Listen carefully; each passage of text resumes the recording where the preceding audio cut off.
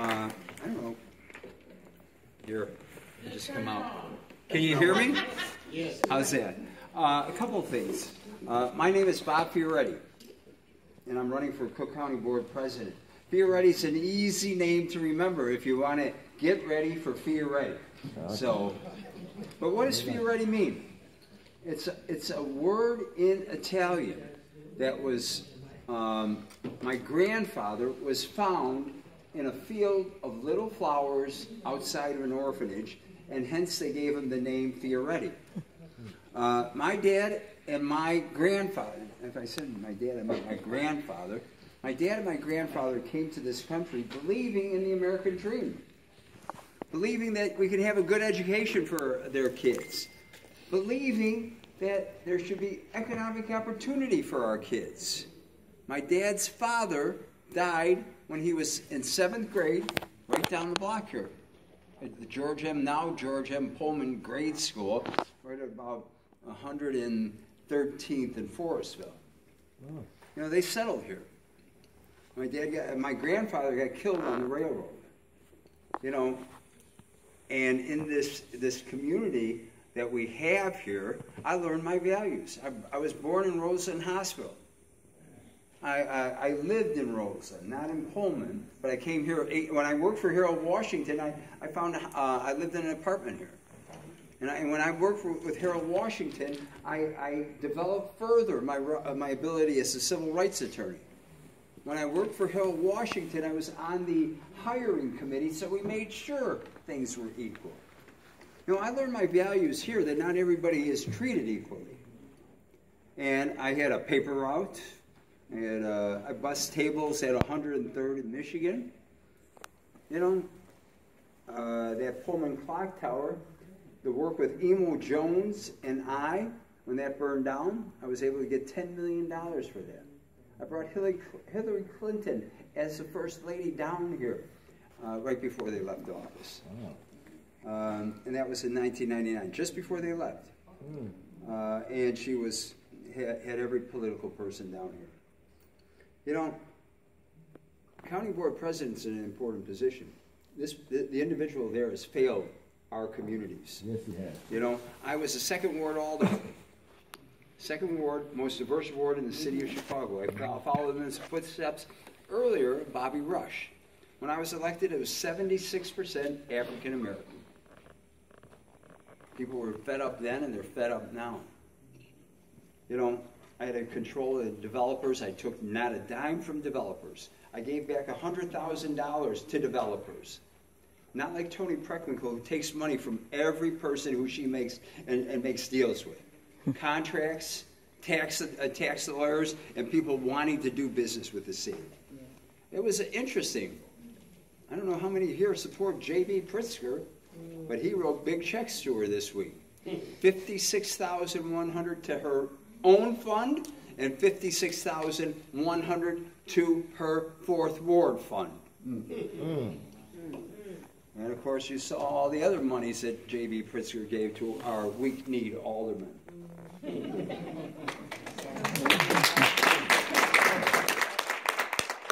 to tell you, I'm fed up.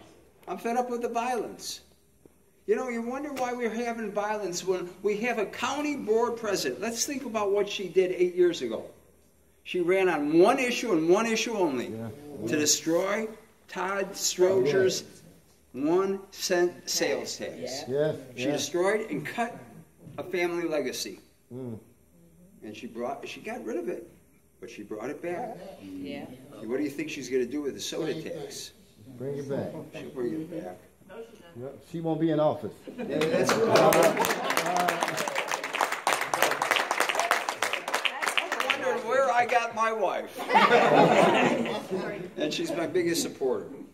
And I am eternally grateful for it in more ways than one. When I had my cancer, and I showed up at every city council meeting, as bad it is, and you can tell I'm dry today, but I got to tell you, if it wasn't for my wife, I wouldn't have made it to every city council meeting, because she made sure I would get there.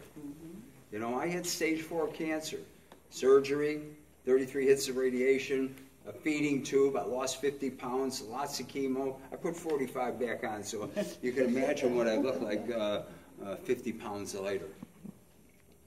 You know, but I just came away from an endorsement of a lot of law enforcement officers. Sometimes we don't see eye to eye. And people know that. I'm a civil rights lawyer. But you know what? We need safety in our streets. We need safety not only in streets in more ways than one. The contractors have all sued her because she's been diverting money that was supposed to go to them last week. We didn't hear much about that lawsuit because the press tries to keep everything down. But why am I concerned about public safety in her? By having jobs, it's hard to create crime. It's hard to commit crime. Why is it that here in the United States, we now have, across the board, the lowest unemployment rate in 17 years? In 17 years. And higher wages than in the last 8, in the last 10, I believe. Now, I say that because it leads to one significant point. Of $165 million worth of contracts from the hospital alone, African American contractors get zero. What? Zero. And she says that's an independent board and I have nothing to do with it. Well, she's lying, of course. Of course. Because why? She creates the nominating committee who gives her 3 names. And one of the people on the nominating committee said, we already know who she's going to select, so we have to put that one to him. I don't know if he's ever going to come out publicly and say that, but she has it, and she can't say to them, you've got to give more minority contracts. You've got to give some minority contracts. Quit screwing around with my community. My community is everybody in this county. That's my community. I don't know who who she takes the money from. Oh, by the way, the people on the board have given her, on that independent board, have given her $1 million+ in campaign contributions. Wow. You know that big contract that she just gave to the jail guards? Yeah. That's going to cost us $32 million, us in this room.